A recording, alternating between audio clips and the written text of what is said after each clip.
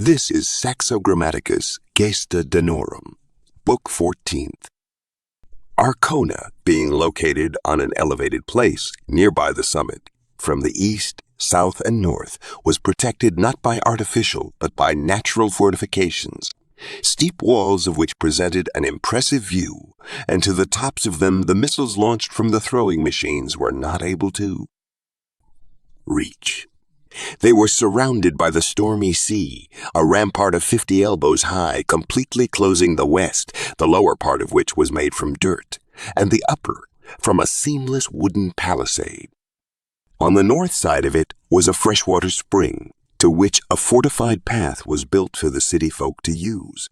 Once already, Eric, unforgotten having brutally blocked access to it, used no less difficult thirst, instead of armed assault, for the siege. On the central square of the city, there was seen a wooden temple of the most elegant craftsmanship, being revered not only for its greatness, but also for the statue of the local deity. It was seen that the temple was surrounded by accurately curved figures, but its exterior walls were painted by rough and unpolished pictures of various shapes and figures. The temple had one door leading to its insides.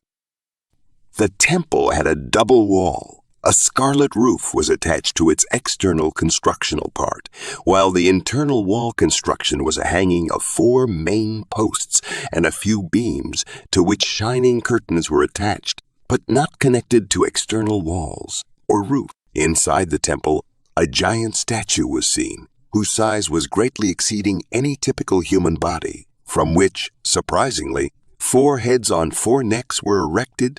From them 2 were looking ahead, another 2 in opposite direction. Also, whatever was the placement of the pairs of heads, front or back, one of the pair, to the right, another, to the left, the line of their sight was seen. Combed beards and clipped hair were curved on the heads, skillfully depicted after the traditional fashion of the Rügen. The right hand of the statue was holding a horn decorated by various metal pieces, which the priest experienced in his annual sacred rites, according to the customs, filled in with honey drink. A year later, he was making for telling by the amount of a mead wine, which has turned out of it. In the left hand, prostrated aside, was sculpted a stringed bow. Tunica, made from different pieces of wood, was sculpted hanging over shank bones, so hiddenly was joined to the knees that the place of the joint would not be possible to distinguish without careful investigation. Feet, touching the floor, were seen while the soles were hidden in the ground.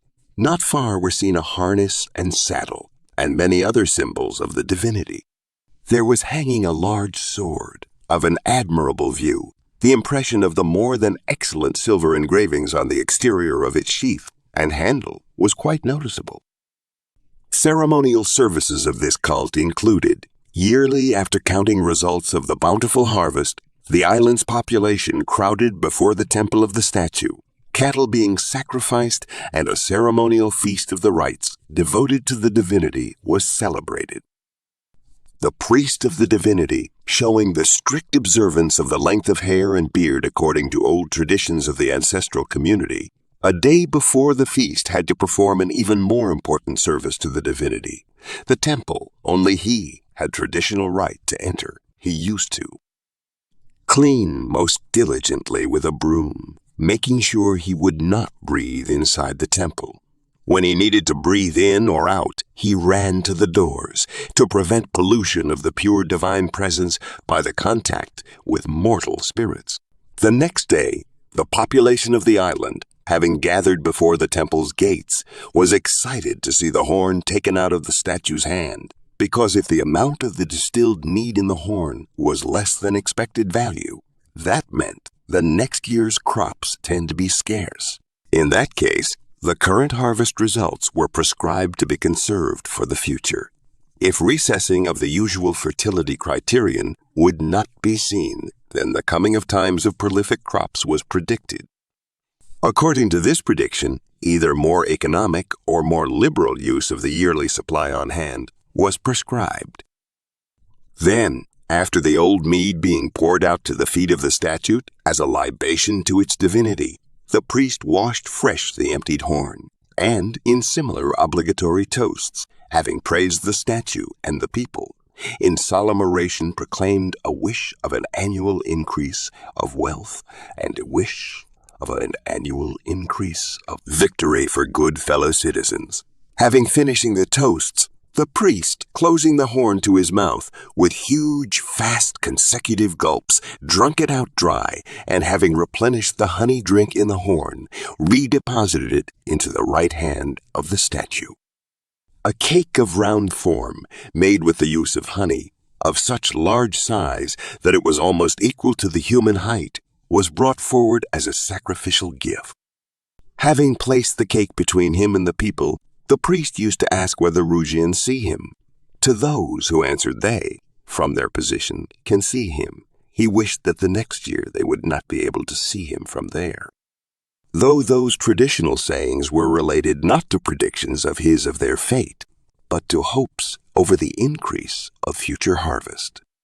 Then, the priest, in the name of the deity of the statue, greeted the crowd for a long time, encouraging them conducting thorough sacrificial rituals to his divinity, and promised definite rewards for that in a form of victories on the ground and the sea.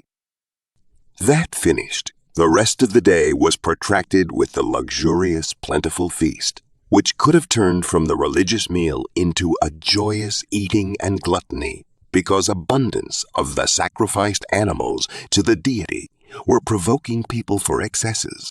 If in this moderate feast someone had been seen as violating restraint, he would be considered breaking tradition.